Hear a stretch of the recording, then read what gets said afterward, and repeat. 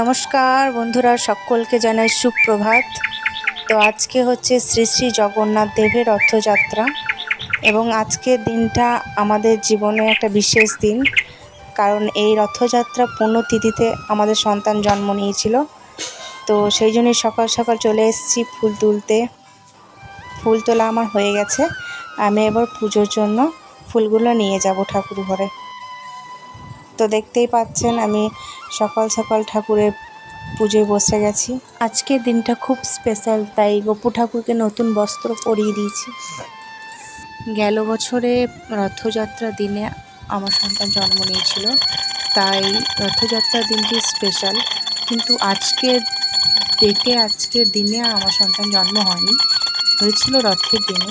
তো তাও আমার কাছে আজকের দিনটি স্পেশাল। সকলের আশীর্বাদে এবং ভালোবাসায় আমার সন্তান অনেক বড় হয়ে উঠুক, এটাই আমি চাই। আর আপনারাও সকলে খুব ভালো থাকবেন, পাশে থাকবেন।